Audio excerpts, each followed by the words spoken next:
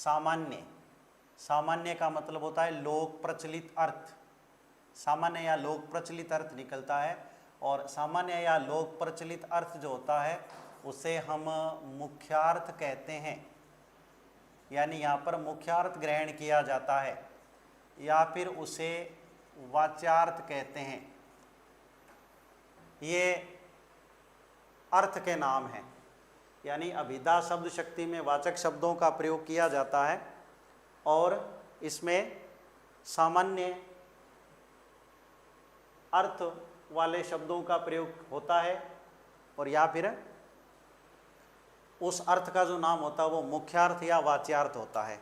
इसके बाद हमने पढ़ा लक्षणा शब्द शक्ति, और लक्षणा शब्द शक्ति में लक्षक शब्दों का प्रयोग किया जाता है। लक्षणा शब्द शक्ति में लक्षक शब्दों का प्रयोग किया जाता है, और यहाँ पर जो अर्थ निकलता है उसे लाक्षणिक अर्थ कहते हैं, उसे लाक्षणिक अर्थ कहते हैं। लक्षणा शब्द शक्ति में जो अर्थ प्राप्त होता है उसे लाक्षणिक अर्थ कहते हैं, और लाक्षणिक अर्थ का एक अन्य नाम होता है, वो होता है लक्ष्यार्थ। लाक्षणिक अर्थ का अन्य नाम जो होता है वो लक्ष्यार्थ होता है।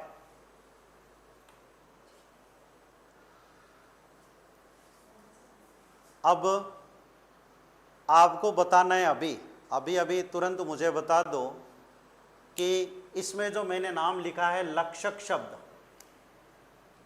कल मैंने आपको इस लक्षक शब्द का एक और नाम बताया था कि लक्षक शब्द का एक और नाम होता है, फटाफट से वो नाम बता दो। लक्षक शब्द का एक अन्य नाम क्या बताया था, फटाफट बताओ जल्दी से। हाँ जल्दी बता दो,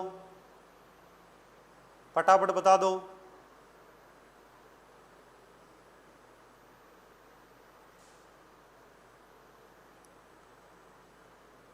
ये जो लक्षक शब्द है इनका एक और नाम बताया था मैंने, वो क्या है?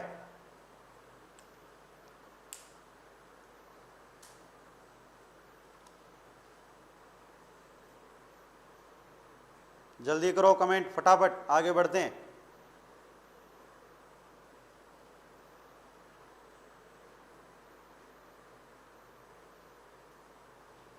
ये लास्ट वाले जो दो थे लक्षक शब्द और व्यंजक शब्द, इन दोनों का एक एक नाम और बताया था मैंने आपको कि जो लक्षक शब्द होते हैं उनको ये कहते हैं और व्यंजक शब्दों को ये और कहते हैं। आप इसको नोट कर लो।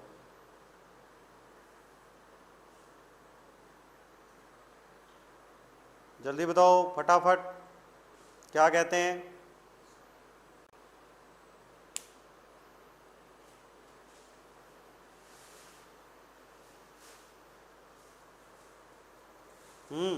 एक भी जवाब नहीं आ रहा है। शाबाश, बहुत बढ़िया है, बड़े होनहार विद्यार्थी हो भाई सारे के सारे। इतनी देर में जवाब आ जाना चाहिए था। चलो जवाब आप ही देंगे, देख के दो, चाहे कैसे ही दो, कल दे देना चाहिए। सर नेटवर्क सही नहीं आ रहा है, आवाज नहीं आ रही है क्या?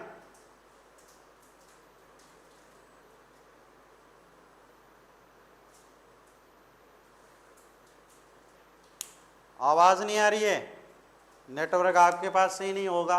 देखो आप अपने नेटवर्क को चेक करो।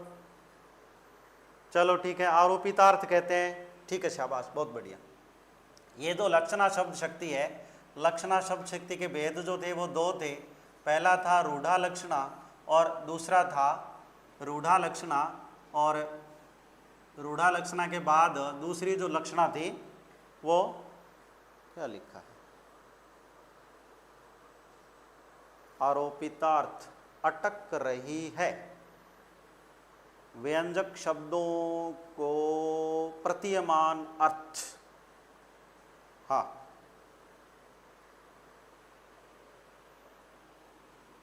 लक्ष्यार्थ को आरोपितार्थ कहते हैं और ये जो व्यंग्यार्थ होता है उसे आरोपितार्थ कहते हैं। ये रूढ़ा लक्षणा और दूसरा है प्रयोजनवती लक्षणा। लक्षणा के दो भेद, रूढ़ा लक्षणा और प्रयोजनवती लक्षणा।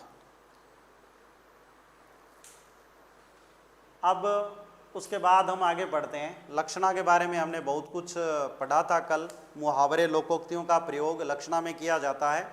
एक विशेष बात आपको ध्यान में रखनी है, आपको जो प्रश्न आने वाला है वो रिक्त स्थान का प्रश्न आने वाला है, और प्रश्न के अंदर जब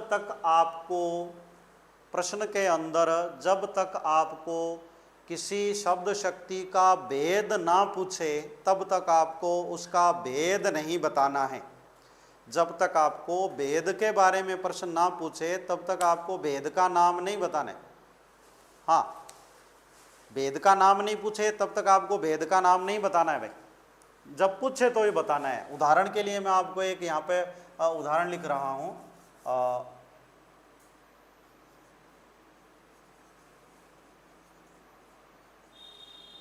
लाक्षणिक शब्दों का प्रयोग, लाक्षणिक शब्दों का प्रयोग रिक्त स्थान शब्द शक्ति में किया जाता है। ये खालिस्तान आ गया, एक दूसरा खालिस्तान आ गया।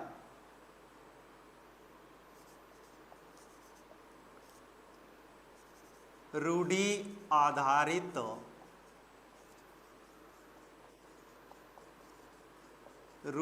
आधारित लाक्षणिक अर्थ की प्राप्ति रिक्त स्थान शब्द शक्ति में, रूढ़ि आधारित लाक्षणिक अर्थ की प्राप्ति रिक्त स्थान शब्द शक्ति में पाई जाती है। दोनों खाली स्थान में आपको क्या भरना है, फटाफट भर के बता दो। दोनों खाली स्थान जल्दी से भरो, फिर हम अगली शब्द शक्ति की ओर बढ़ते हैं। आज की जो क्लास है वो बाधित रही है, और आगे की क्लास भी थोड़ा आपको ध्यान से देखना पड़ेगा, क्योंकि आज लाइव चलाने में थोड़ी बाधा आ रही है। थोड़ा सा ध्यान दे लो। शब्द शक्ति तो आज पूरी करके छोड़ेंगे, बीच में नहीं छोड़ेंगे।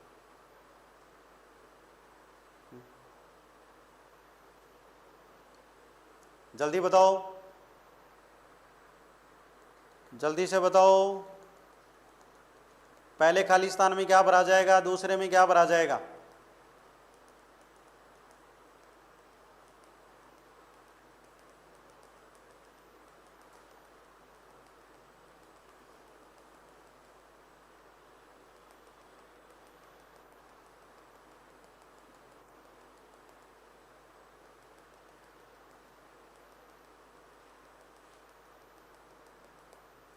बोलो भी, बोलो बोलो फटाफट।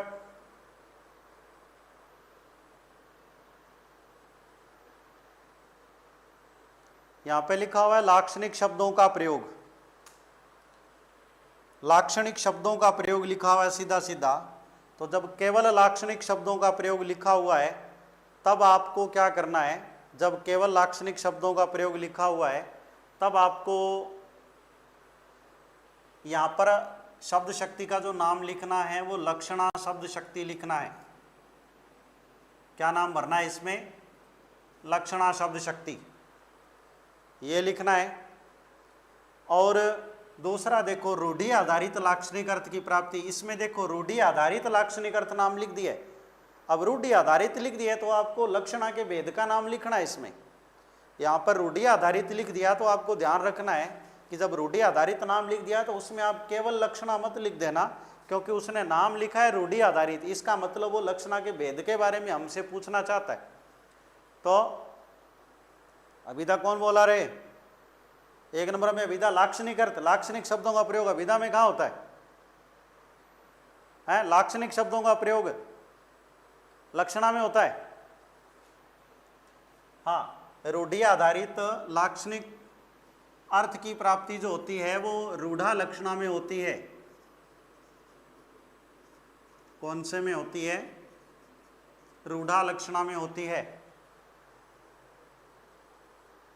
ठीक है, पहले में क्या भरा जाएगा? लक्षणा, और दूसरे में रूढ़ि आधारित लाक्षणिक अर्थ की प्राप्ति का नाम लिखा हुआ है, तब आपको इसमें रूढ़ा लक्षणा लिखना है, क्योंकि इसमें उसने लक्षणा का नहीं पूछा, लक्षणा के भेद का पूछा है, और भेद का पूछा है तो आपको उसके भेद का नाम लिखना ही पड़ेगा, भेद का ही लिखना पड़ेगा इसमें, ठीक है। दूसरे में आएगा रूढ़ा लक्षणा और पहले में आएगा लक्षणा, क्योंकि पहले में भेद का नाम नहीं पूछा, सीधा लाक्षणिक शब्द लिखा है तो हम उसका उत्तर में लिखेंगे लक्षणा, ठीक है। और दूसरे में क्या भरेंगे, रूढ़ा लक्षणा।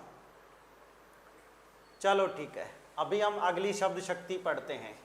ये तो हमने पहले जो पढ़ा था अब तक उसको थोड़ा रिवाइज किया है।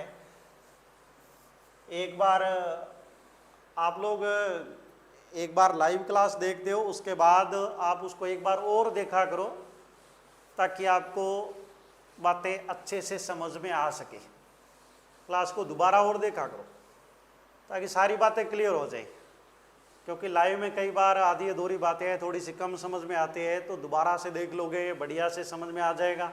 आराम से स्पीड कम करके भी देख सकते हो, अगर आपको टाइम कम है तो आप स्पीड बढ़ाकर भी देख सकते हो, कोई दिक्कत नहीं है।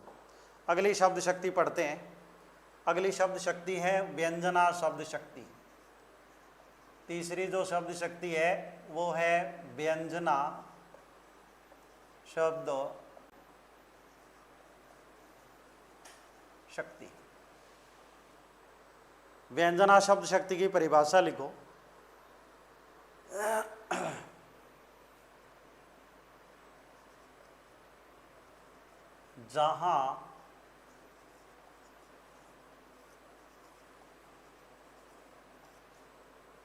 जहां किसी शब्द का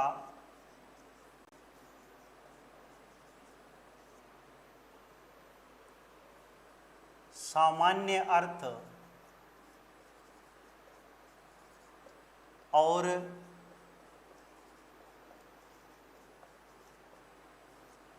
लाक्षणिक अर्थ, जहां किसी शब्द का सामान्य अर्थ और लाक्षणिक अर्थ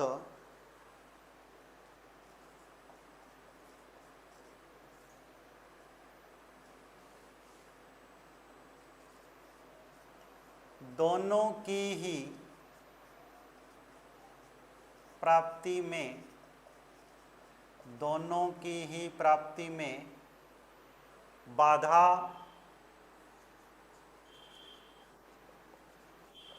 पैदा हो रही हो, वहाँ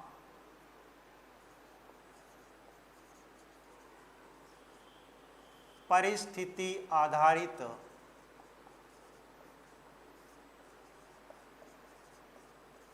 कोई, वहाँ परिस्थिति आधारित कोई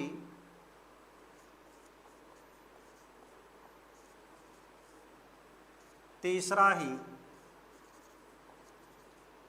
यानी अन्य अर्थ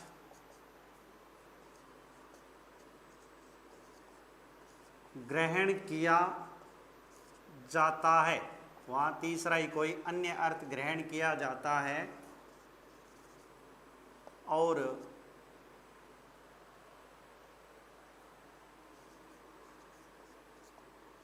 वहाँ व्यंजना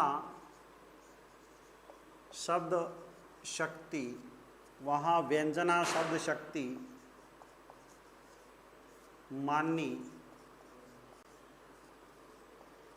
जाती है, वहाँ व्यंजना शब्द शक्ति मानी जाती है।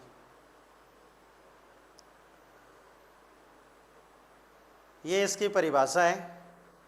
जब कभी किसी शब्द का सामान्य अर्थ ग्रहण करना संभव नहीं हो रहा हो और सामान्य अर्थ संभव नहीं होता है तो हम लाक्षणिक अर्थ ग्रहण करने का प्रयास करते हैं, लाक्षणिक अर्थ भी प्राप्त नहीं हो रहा हो, तब वहाँ पर परिस्थिति पर आधारित कोई अन्य अर्थ प्राप्त करने का प्रयास किया जाता है।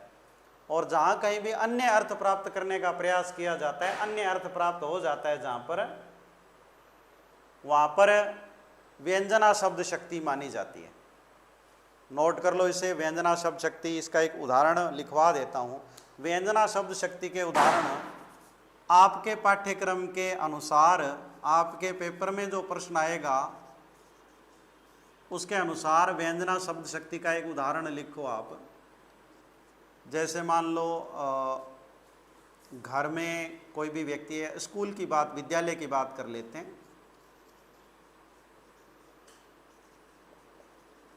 प्रधानाचार्य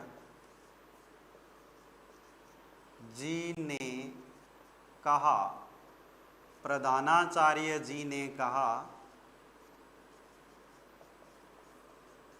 4 बज गए हैं। प्रधानाचार्य जी ने कहा 4 बज गए हैं।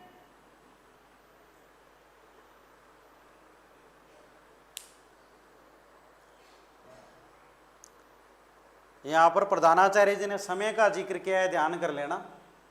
इस प्रकार के उदाहरण आपको देखने को मिलेंगे। इसमें समय का जिक्र किया गया मिलेगा। 4 बज गए हैं, 5 बज गए हैं, दोपहर हो गई है, सुबह हो गई है, आधी रात हो गई है,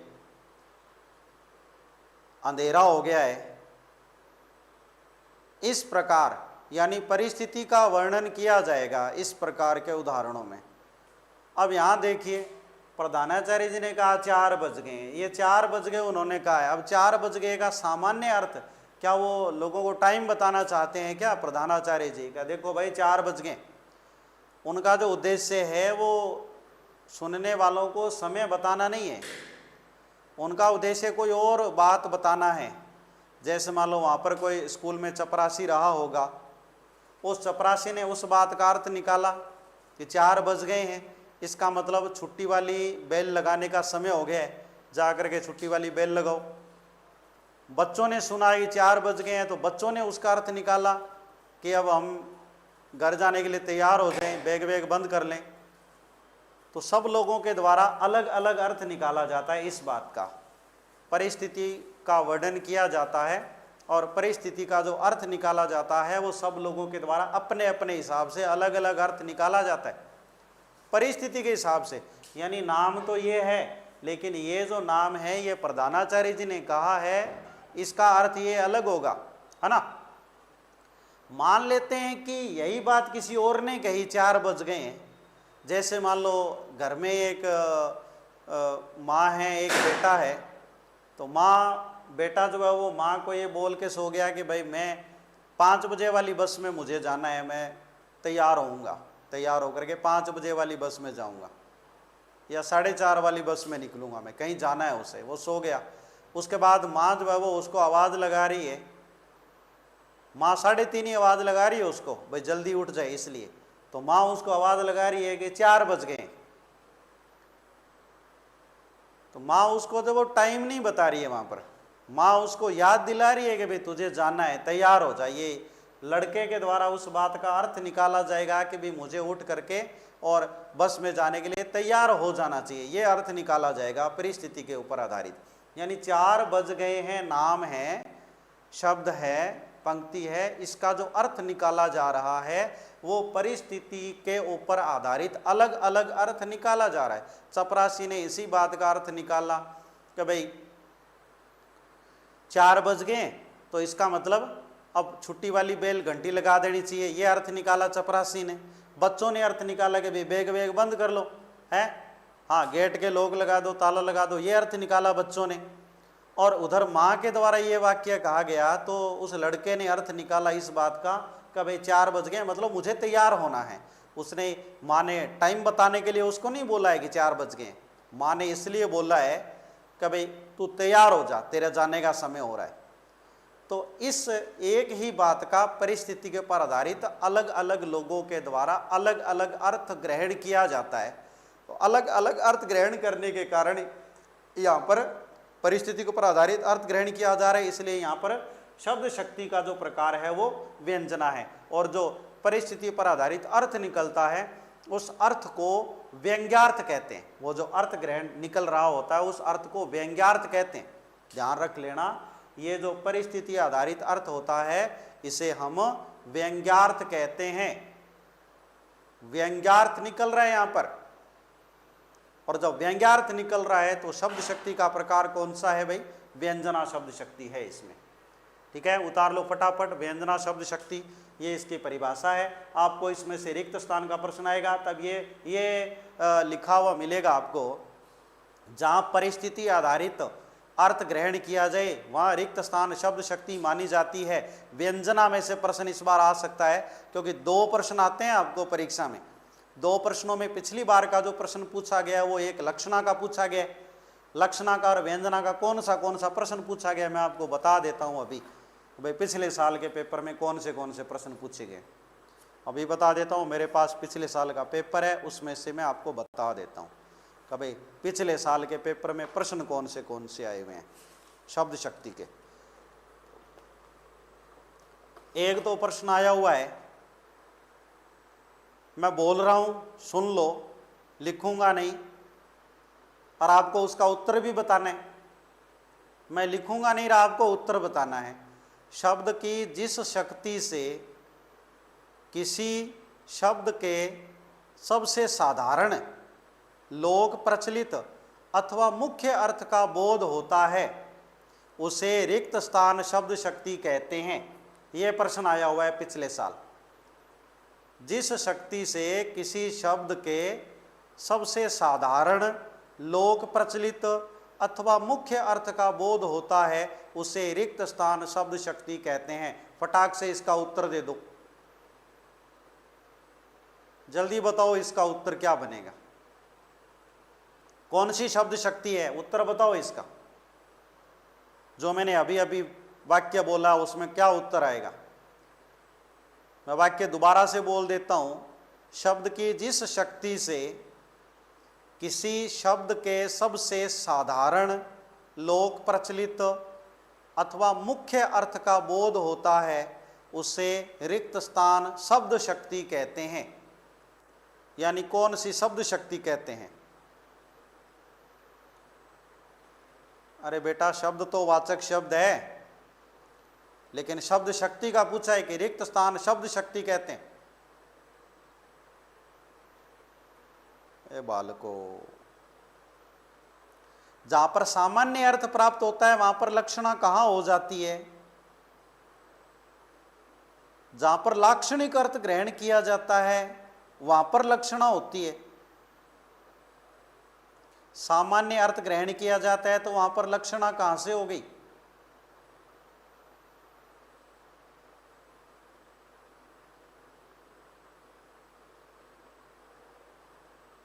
जहां सामान्य लोक प्रचलित अर्थ ग्रहण किया जाता है वहां लक्षणा कहां होगी है, वहां अभिधा शब्द शक्ति होती है।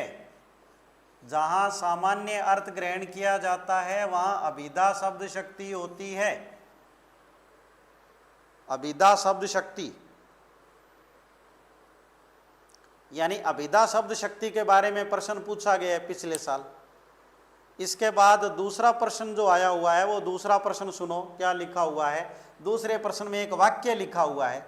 वाक्य लिखा हुआ है, ये वाला वाक्य आया था, सेम टू सेम मैं लिख रहा हूं यहां पे। नरेश तो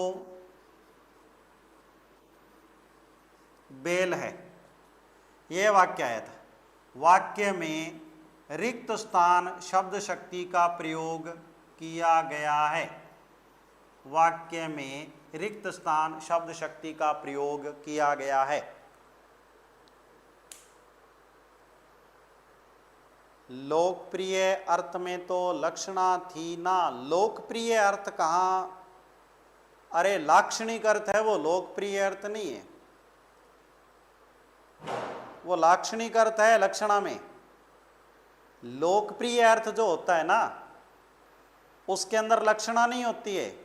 लोकप्रिय या लोक प्रचलित अर्थ जो होता है उसमें अभिधा होती है। सामान्य अर्थ होता है लोक प्रचलित अर्थ।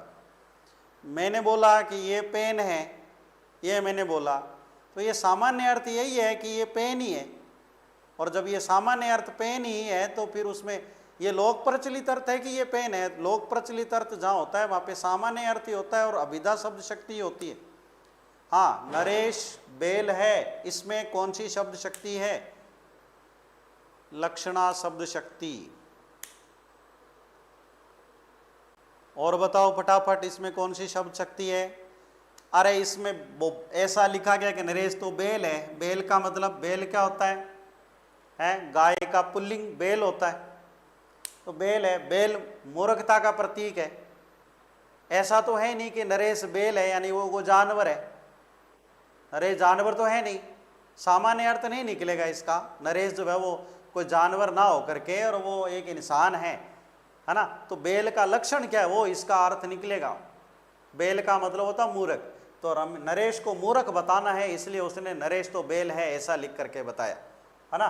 तो यहाँ पर लक्षण के आधार पर अर्थ ग्रहण किया जा रहा है, लाक्षणिक अर्थ ग्रहण किया जा रहा है, इसलिए यहाँ पे लक्षणा शब्द शक्ति है इस वाक्य में। यानी दूसरे वाले उदाहरण में किसका प्रश्न आया हुआ है?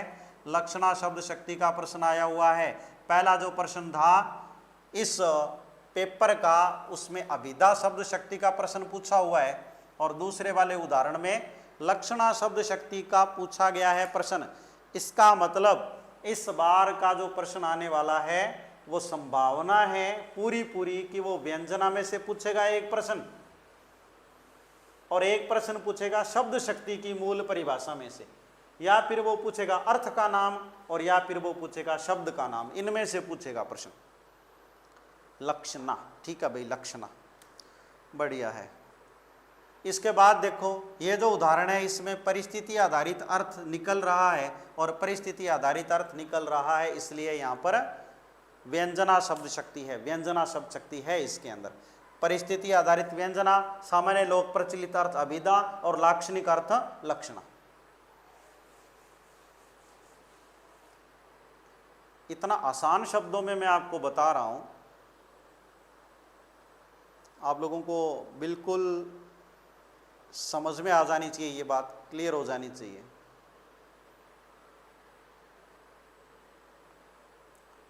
चलो इसके बाद आगे बढ़ते हैं।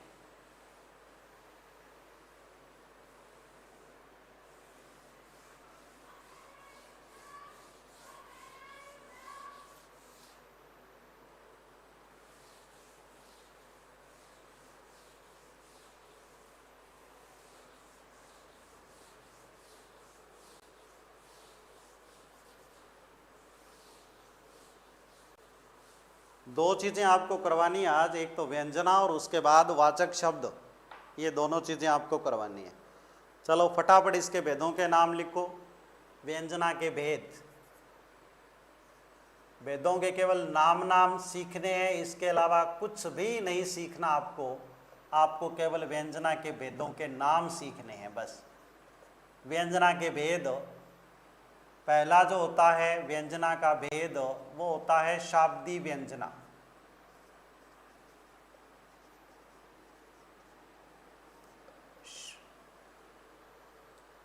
व्यंजना का पहला जो भेद होता है वो होता है शाब्दी व्यंजना।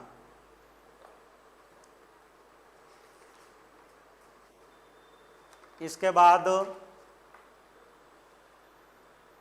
इसकी परिभाषा इसके आगे लिख लो।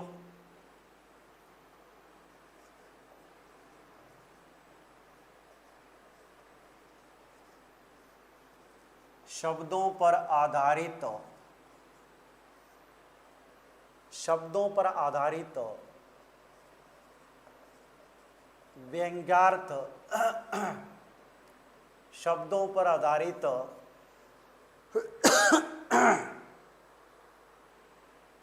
व्यंग्यार्थ की प्राप्ति होने पर, शब्दों पर आधारित व्यंग्यार्थ की प्राप्ति होने पर शाब्दी व्यंजना मानी जाती है। उसके बाद दूसरा लिखो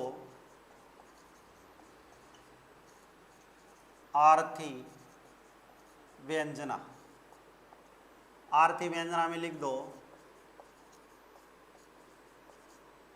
अर्थ पर आधारित, अर्थ पर आधारित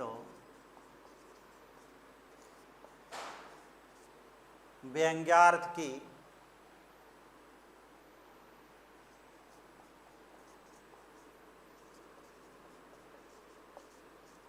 अर्थ पर आधारित व्यंग्यार्थ की प्राप्ति होने पर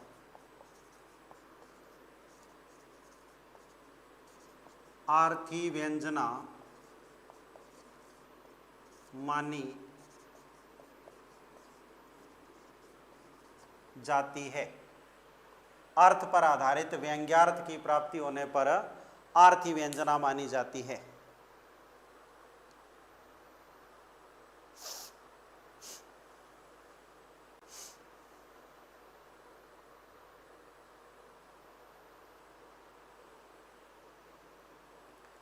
उतार लो फटाफट। आपको पहली बात तो यही पूछेगा कि व्यंजना के भेद कितने होते हैं, तो आपको संख्या ही बतानी है कि व्यंजना के भेद कितने होते हैं। तो आपका उत्तर आएगा व्यंजना के दो, रिक्त स्थान में आपको भरना है दो, यानी दो भेद होते हैं।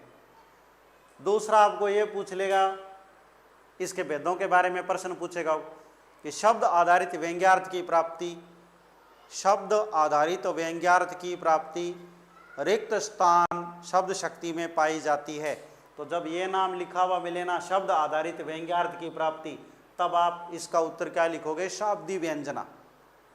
अगर दूसरे आर्थी व्यंजना में से पूछेगा तो ये नाम जरूर लिखेगा, अर्थ पर आधारित व्यंग्यार्थ की प्राप्ति।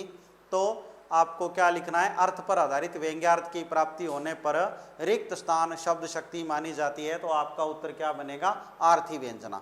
ये नाम आ जाए ना, शब्दों पर आधारित व्यंग्यार्थ, अर्थ पर आधारित व्यंग्यार्थ, ये नाम आ जाए, तब आपको शब्द पर आधारित आए तो शाब्दी व्यंजना लिखना है, और अर्थ पर आधारित नाम आए तो आर्थी व्यंजना लिखना है। अगर सीधा ही पूछ ले कि व्यंग्यार्थ की प्राप्ति होने पर रिक्त स्थान शब्द शक्ति मानी जाती है, सीधा व्यंग्यार्थ का नाम लिख दे, तब आपको क्या लिखना है? जब व्यंग्यार्थ का नाम आए ना आपके भी, व्यंग्यार्थ की प्राप्ति रिक्त स्थान शब्द शक्ति में पाई जाती है, तब आपको इसका उत्तर लिखना है व्यंजना शब्द शक्ति में। केवल व्यंग्यार्थ लिखे तो आपको व्यंजना शब्द शक्ति लिखनी है। शब्दों पर आधारित व्यंग्यार्थ लिखे पेपर में, तब आपको शाब्दी व्यंजना लिखनी है, और अर्थ पर आधारित व्यंग्यार्थ लिखे तब आपको आर्थी व्यंजना लिखनी है। व्यंजना शब्द शक्ति में से ये 3 प्रश्न बनेंगे परिभाषा में से, यहाँ से, और चौथा प्रश्न बनेगा वो वहाँ से जहाँ आपको समय लिख करके बताएगा। दोपहर हो गई है, शाम हो गई है, 4 बज गए हैं, 2 बज गए हैं, इस प्रकार के नाम लिखे हुए आपको मिलेंगे, तब आप समझ जाना कि वहाँ पर व्यंजना शब्द शक्ति है। व्यंजना में से ये 4 ही प्रश्न हैं जो आपको आने वाले हैं। पहला प्रश्न आने वाला है वो व्यंजना में से सिद्ध आएगा, और वो क्या आएगा? व्यंग्यार्थ की प्राप्ति रिक्त स्थान शब्द शक्ति में होती है, तब आपका उत्तर आएगा व्यंजना शब्द शक्ति में। दूसरा प्रश्न आएगा वो ये लिखा हुआ मिलेगा आपको, शब्दों पर आधारित व्यंग्यार्थ की प्राप्ति रिक्त स्थान शब्द शक्ति में पाई जाती है, तब आपका उत्तर आएगा शाब्दी व्यंजना। और तीसरा प्रश्न ये बनेगा, अर्थ पर आधारित व्यंग्यार्थ की प्राप्ति रिक्त स्थान शब्द शक्ति में पाई जाती है, तब आपका उत्तर बनेगा आर्थी व्यंजना।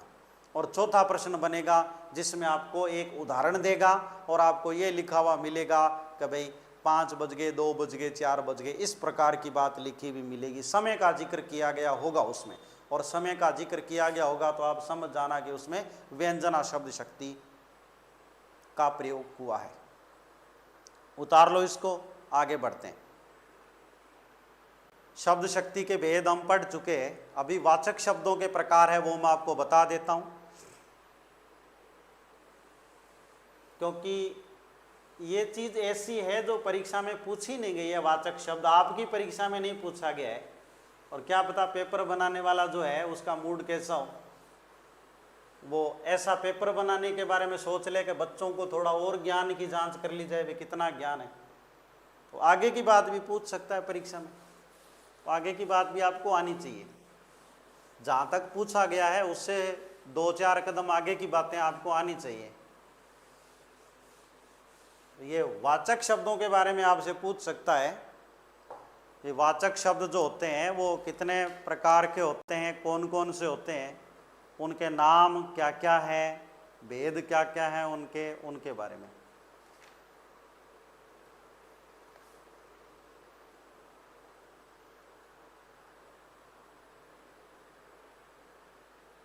हाँ,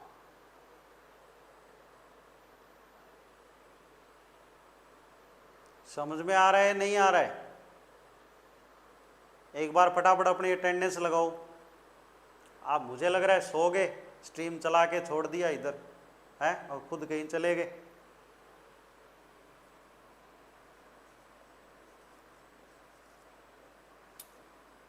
वाचक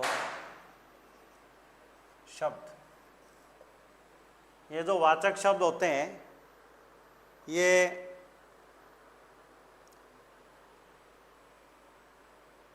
संरचना के आधार पर शब्द के प्रकार होते हैं। ये किसके आधार पर होते हैं? संरचना के आधार पर।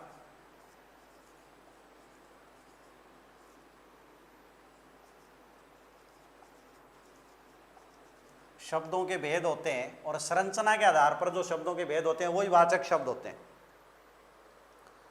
हाँ सर मैं सुगना हूँ, बहुत अच्छी बात है। किशोर आ गया है, गेमिंग 98, शाबाश, बहुत बढ़िया। भी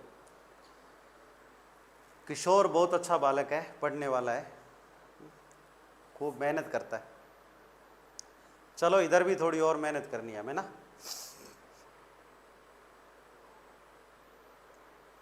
इसके बाद देखो संरचना के आधार पर शब्दों के भेद।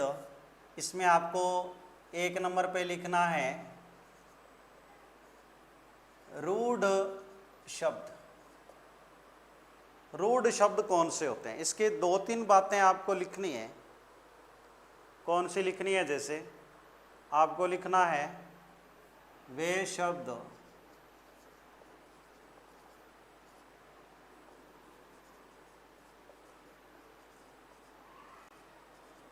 जिनके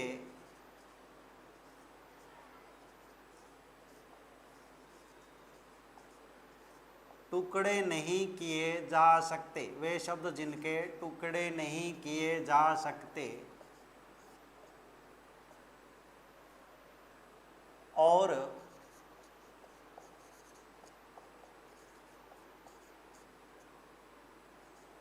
वो नाम किसी एक विशेष वस्तु के लिए रूढ़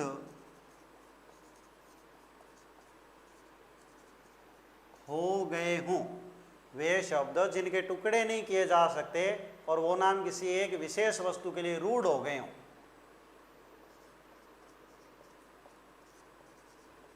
ऐसे शब्द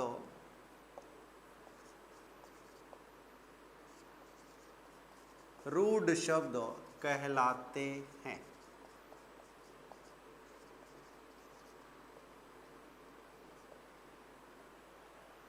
ऐसे शब्द रूढ़ शब्द कहलाते हैं।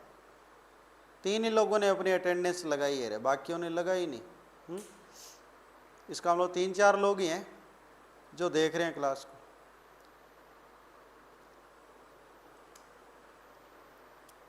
बाकी सो गए।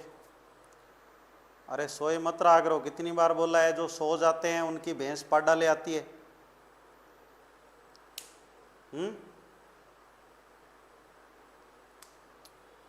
आप वाली भैंस पाडा ले आएगी, फिर देख लो जो सो जाएंगे उनकी। जैसे उदाहरण इसके मैं आपको बताता हूँ। कुछ शब्द इसके लेते हैं हम, जैसे घर। अब घर शब्द है, इसके टुकड़े नहीं किए जा सकते। ये एक जगह है और उस जगह को हम घर कहने लग गए, परंपरा के हिसाब से उसको घर ही कहने लग गए हम, है ना। अब कोई कहते सर इसको घर क्यों कहते हैं? इसका कोई रीज़न नहीं है, परंपरा बन गई है कि उसको हम घर ही कहते हैं। हमारे जो नाम होते हैं ना वो सारे के सारे भी किस में आते हैं? ये सारे के सारे नाम जितने हमारे नाम होते हैं ना वो ये परंपरा के हिसाब से नाम होते हैं सारे के सारे। तो वो नाम भी किस में आते हैं? रूढ़ शब्दों में आते हैं। घड़ा, घड़े को घड़ा क्यों कहते हैं सर? इसका कोई नहीं है, घड़ा परंपरा बन गई उसको घड़ा कहने का। मुंह, मुंह को मुंह क्यों कहते हैं सर? मुंह ही है भाई, है इसलिए उसको मुंह कहते हैं। हाँ, जानवरों के नाम जैसे गाय, गाय को गाय क्यों कहते हैं? अरे भाई वो गाय है इसलिए गाय कहते हैं, रूढ़ी परंपरा है, उसको गाय कहने की शुरुआत कर दी किसी ने, उसके बाद में उसका नाम गाय ही पड़ गया। शेर, ये जो है ये सारे नाम हैं, ये रूढ़ शब्द हैं, ठीक है, ये सारे के सारे रूढ़ शब्द हैं। चलो इसके बाद देखो शब्दों का दूसरा प्रकार, शब्दों का दूसरा प्रकार है वो है यौगिक। ध्यान रखना ये जो रूढ़ शब्द है ना, इन रूढ़ शब्दों के टुकड़े नहीं किए जा सकते, ये विशेष बात है इनकी, इस बात को याद रख लेना। परीक्षा में ये पूछा जा सकता है आपसे, कभी जिन शब्दों के टुकड़े नहीं किए जा सकते उन्हें रिक्तस्थान कहते हैं, तो आपका उत्तर क्या आएगा? उन्हें रूढ़ शब्द कहते हैं, ठीक है। हाँ, इसका मतलब रूढ़ शब्दों का संधि विच्छेद नहीं किया जा सकता, ठीक है, उनका समास विग्रह नहीं किया जा सकता, क्योंकि उसके टुकड़े होते ही नहीं है ना, उनमें से उपसर्ग अलग नहीं किया जा सकता, उसमें उपसर्ग होता ही नहीं है, वो अकेला ही होता है शब्द, उसमें कोई दूसरा नाम जुड़ा हुआ नहीं होता, उसमें वो एक ही होता है, अपने आप में पूरा होता है, उसमें से प्रत्यय को भी अलग नहीं किया जा सकता। संधि समास उपसर्ग प्रत्यय जो होते हैं वो इसके अंदर नहीं होते हैं, इस बात का ध्यान रख लेना, संधि समास उपसर्ग प्रत्यय का प्रयोग इसमें नहीं होता है, ठीक है। चलो उसके बाद देखो यौगिक शब्द कौन से थे, ये रूढ़ शब्दों की विशेषता है जो मैंने वहां लिख करके बताई आपको। रूढ़ शब्दों का संधि विच्छेद नहीं होता है, समास विग्रह नहीं होता, उनमें से उपसर्ग और प्रत्ययों को अलग अलग नहीं कर सकते, क्योंकि वो दो शब्दों को जोड़ने से नहीं बने हुए होते हैं, वो अपने आप में पूरे होते हैं। अब कोई पूछने वाले ये पूछते हैं कि सर जी गाय का संधि विच्छेद करके बताओ, अरे भाई गाय रूढ़ शब्द है और रूढ़ शब्दों का कोई संधि विच्छेद होता ही नहीं है, ऐसे करने को तो कोई कर दे, गा ये या फिर ऐसे गे प्लस आय ऐसे भी कर दे, करने वाले तो कैसे भी कर सकते हैं जबरदस्ती करना चाहें तो, लेकिन गाय अपने आप में पूरा शब्द है, रूढ़ शब्द है, इसके टुकड़े नहीं हो सकते। यौगिक शब्द देखो कौन से होते हैं, यौगिक शब्द बोलते हैं दो या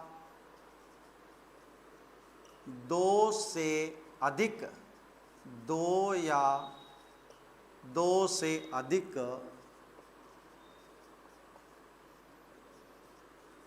शब्दों के मेल से बने शब्द, दो या दो से अधिक शब्दों के मेल से बने शब्द यौगिक शब्द कहलाते हैं। दो या दो से अधिक शब्दों के मेल से बने शब्द यौगिक शब्द कहलाते हैं। भाई दो या दो से अधिक शब्दों के मेल से बने शब्द वो यौगिक शब्द कहलाते हैं। कविता, हाँ कविता बढ़िया है भाई, हाँ कविता ने पहले अटेंडेंस लगाई नहीं, बाद में सोचा कि भैंस पाडा ना ले आई कहीं है, इसलिए अटेंडेंस लगा दी, चलो बढ़िया है।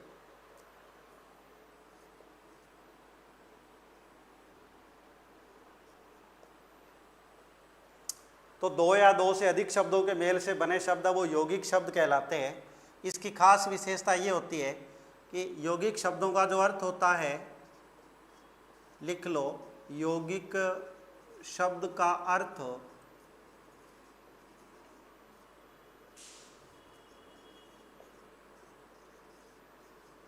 उसके मूल शब्दों से संबंधित होता है, उसके मूल शब्दों से संबंधित होता है। मूल शब्दों का जो अर्थ होता है ना, वो ही अर्थ जोड़ दिया जाता है इसमें, मूल शब्दों के अर्थ से संबंधित ही होता है ये जो अर्थ होता है वो, इसका जो अर्थ होता है वो मूल शब्दों से संबंधित होता है। यौगिक शब्दों का अर्थ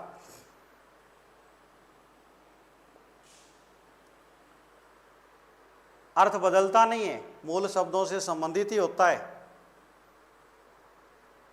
आरजे कॉमर्स, हाय हाय हाय भाई हाय। यौगिक शब्द का अर्थ उसके मूल शब्दों से संबंधित ही होता है। इसके बाद एक और लिख लो इसमें विशेष बात, संधि समास उपसर्ग व प्रत्यय, संधि समास उपसर्ग व प्रत्यय से बने शब्द, संधि समास उपसर्ग व प्रत्यय से बने शब्द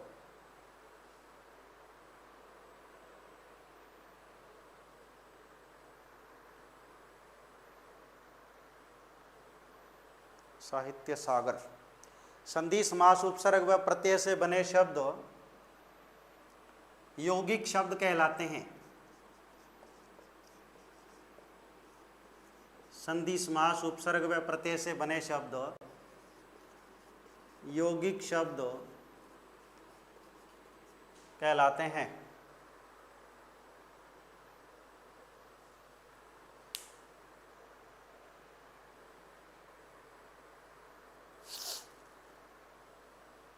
साहित्य सागर, शायद प्रमोद जी जुड़े हैं। यू आर मोस्ट वेलकम, आपका बहुत बहुत स्वागत है सर हमारी क्लास में।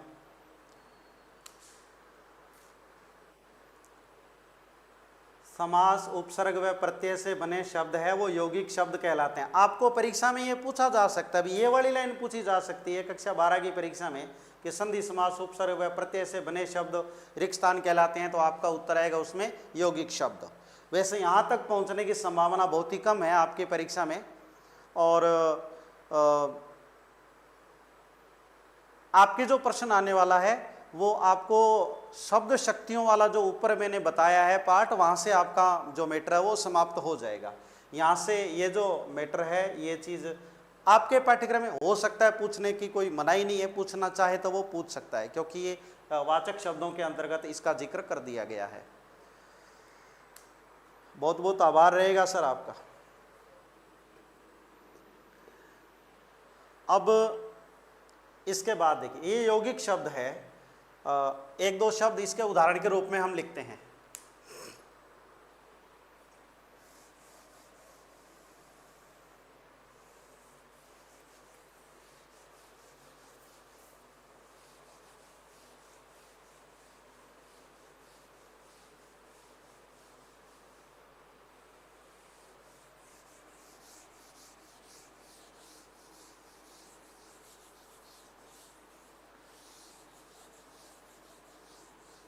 कुछ एक संधि के उदाहरण, समास के उदाहरण, उपसर्ग और प्रत्यय वाले उदाहरण जितने भी है वो सारे के सारे यौगिक शब्दों के अंतर्गत आते हैं।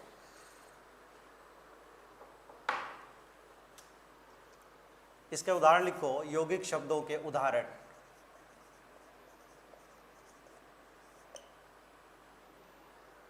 संधि वाले एक दो शब्द लेते हैं, जैसे कहीं पर लिखा हुआ है विद्यालय। विद्यालय जो शब्द है उसमें दो शब्द जुड़े हुए हैं, पहला शब्द जुड़ा हुआ है विद्या और दूसरा शब्द इसमें जुड़ा हुआ है आलय। ये दो शब्दों से मिलकर के बना हुआ है विद्यालय शब्द, और दो शब्दों को जोड़ने से बना है, इसलिए यौगिक शब्द हो गया। और इस यौगिक शब्द का जो अर्थ है वो अपने मूल शब्दों से संबंधित है। विद्यालय शब्द का जो अर्थ है वो विद्याधन आलय से बना हुआ है, और इसमें जो इसका जो अर्थ है वो विद्या प्राप्त करने का स्थान, और इसका अर्थ भी विद्या, और आलय का मतलब घर, ऐसा घर ऐसा स्थान जहाँ पर विद्या प्राप्त करते हैं, ज्ञान प्राप्त करते हैं, ये ज्ञान प्राप्त करने का स्थान, और ये ज्ञान और ये स्थान। तो मूल शब्दों से संबंधित ही उसका अर्थ होता है, इस बात का ध्यान रखना। उसके बाद ये हमने संधि का उदाहरण लिया, समास का उदाहरण ले लेते हैं। समास का उदाहरण जैसे कहीं पे लिखा हुआ है राजकुमार, ये सामासिक पद है, और इस राजकुमार जो शब्द है ये दो, इसका जब समास विग्रह करते हैं तो इसका समास विग्रह बनता है राजा का कुमार। राजा का कुमार यानी राजा का पुत्र, ये इसका समास विग्रह है। अब देखो यहाँ पर राजा और कुमार दो शब्दों को मिलाने से राजकुमार बना हुआ है। राजा का मतलब राजा और कुमार का अर्थ होता है पुत्र, और राजकुमार शब्द का अर्थ भी होता है राजा का पुत्र। तो मूल शब्दों का जो अर्थ है वही अर्थ इसको जो यौगिक शब्द बन रहा है उसका अर्थ बन रहा है। तो यौगिक शब्द का अर्थ जो होता है वो अपने मूल शब्दों से संबंधित ही होता है, थोड़ा बहुत उसमें परिवर्तन हो सकता है। उपसर्गों का प्रयोग करके एक उदाहरण लिख देते हैं। जैसे कहीं पर लिखा हुआ है बेअसर, ये दो शब्दों से मिलकर के बना हुआ है, इसमें बे उपसर्ग का प्रयोग किया गया है और मूल शब्द इसमें असर है। तो असर, बे का मतलब ना होना, असर, इसमें बेअसर असर ना होना, और बे का मतलब नहीं और असर का मतलब असर। तो यहाँ पर मूल शब्दों का अर्थ है उसे संबंधित ही अर्थ निकल रहे हैं यहाँ पर, और उपसर्ग के प्रयोग होने से ये शब्द जो बन गया है ये यौगिक शब्द है। इसके बाद यह उपसर्ग वाला बना दिया, समास वाला बना दिया, संधि वाला बना दिया। एक शब्द मैं यहाँ पर बना करके देता हूँ जिसमें प्रत्यय का प्रयोग किया गया हो, प्रत्यय से संबंधित वाला शब्द एक मैं यहाँ पर बनाता हूँ। जैसे यहाँ पर लिखा हुआ है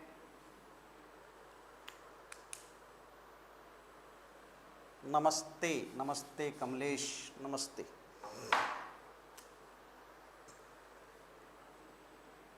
शब्द लिखा हुआ है सुनार।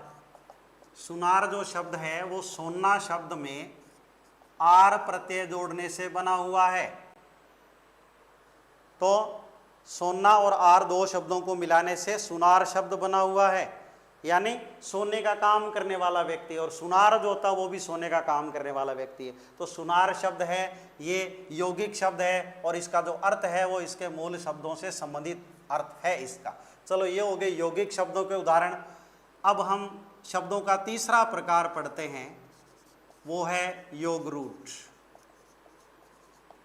शब्दों का तीसरा प्रकार है योग रूट। अब योग रूढ़ शब्दों के बारे में देखो, योग रूढ़ की परिभाषा लिख लेते हैं पहले, उसके बाद हम आगे और पढ़ेंगे उसके बारे में, योग रूढ़ के बारे में।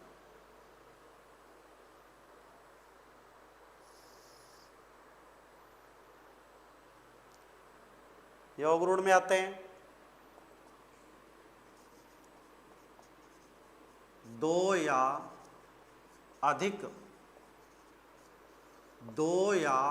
अधिक शब्दों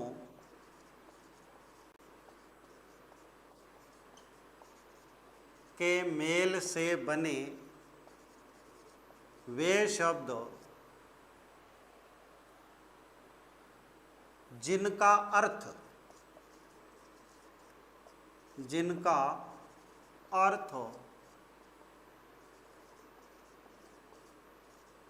अपने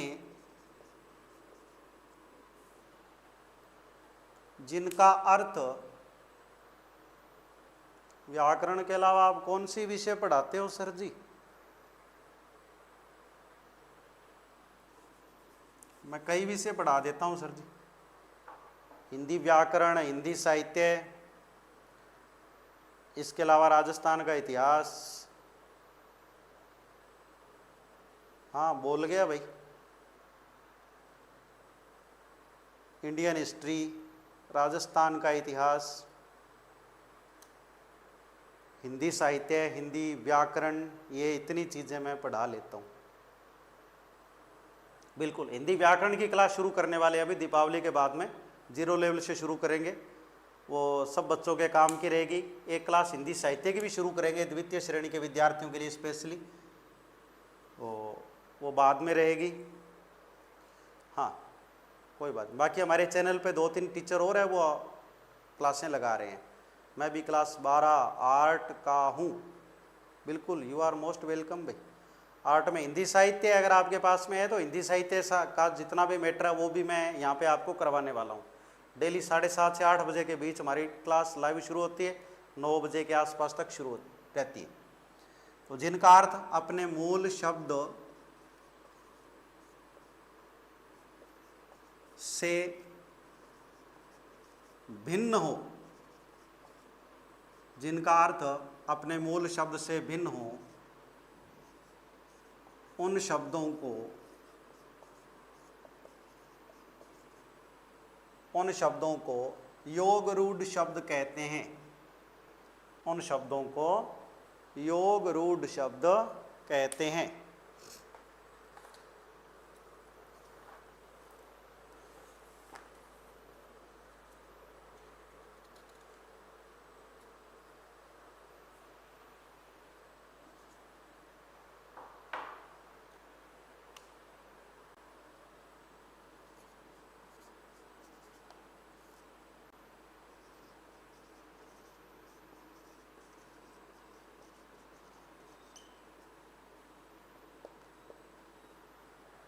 एक समास होता है बहुव्रीहि समास, और बहुव्रीहि समास के सारे उदाहरण हैं वो योग रूढ़ शब्दों के अंतर्गत आते हैं। बहुव्रीहि समास के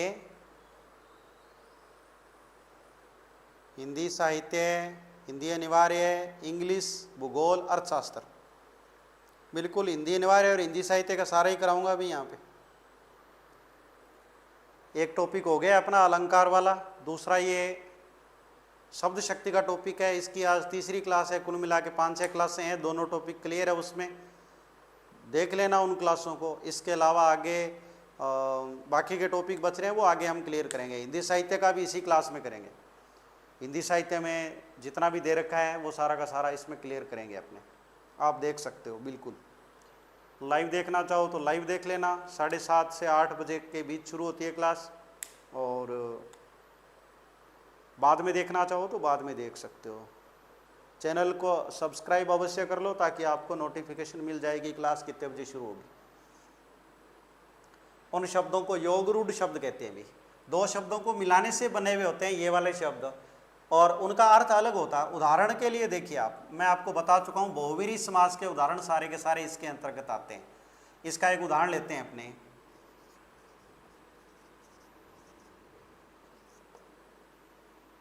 वो उदाहरण है जैसे लिखा पंकज,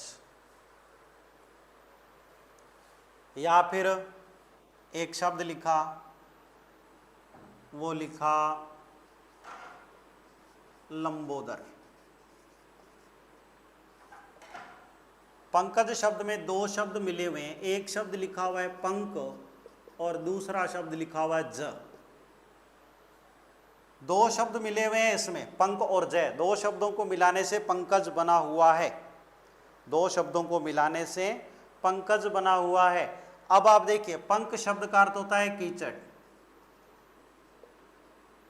पंक शब्द का अर्थ होता है कीचड़, और ज शब्द का अर्थ होता है जन्म लेने वाला।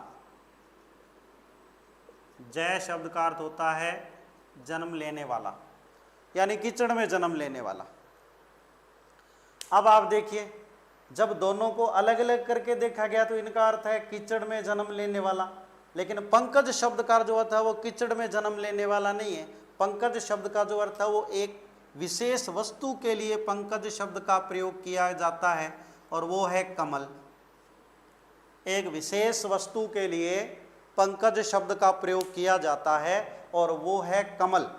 यानी इसका जो पंकज शब्द का जो अर्थ निकलेगा वो अपने मूल शब्दों के अर्थ से अलग कोई अर्थ निकलेगा। इसके मूल शब्दों का अर्थ तो है कीचड़ में जन्म लेने वाला, लेकिन इसका जो अर्थ बन गया है, विशेष अर्थ बन गया है, वो बन गया कमल, है ना। वैसे कीचड़ में तो बहुत सारी चीज़ें भी जन्म लेती हैं। कीचड़ में मच्छर जन्म लेते हैं, लेकिन मच्छर को कभी पंकज नहीं कहते।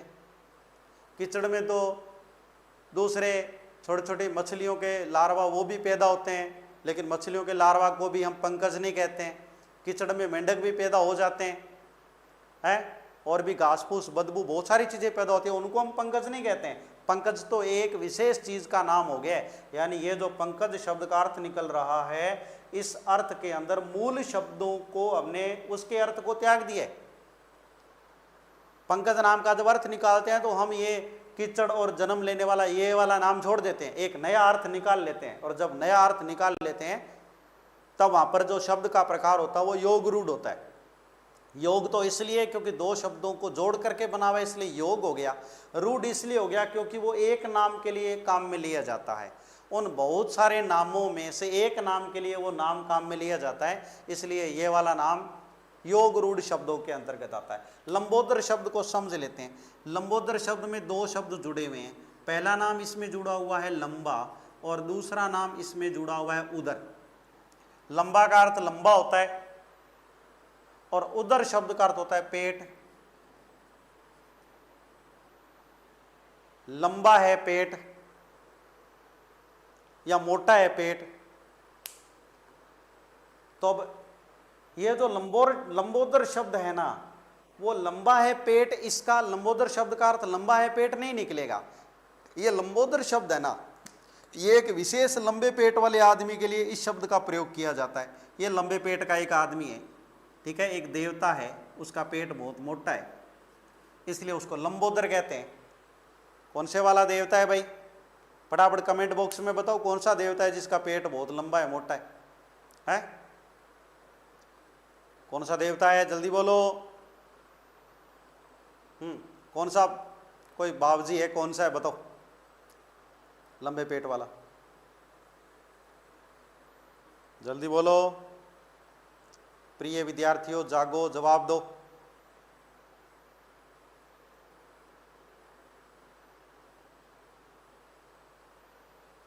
लंबा पेट किसका है? हमें नहीं पता सर, हमने को देखा थोड़ी है। कोई बात नहीं बेटा, देख लेना बाद में ना। गणेश जी का पेट लंबा होता है। कौन से वाले देवता का पेट लंबा होता है? गणेश जी का पेट लंबा होता है, ठीक है। तो लंबोदर शब्द का जो अर्थ है ना, वो गणेश जी है, गणेश भगवान, ये इसका अर्थ है। अब लंबोदर शब्द का अर्थ निकाला तो हमने गणेश अर्थ निकाल लिया, गणेश अर्थ निकाल लिया हमने।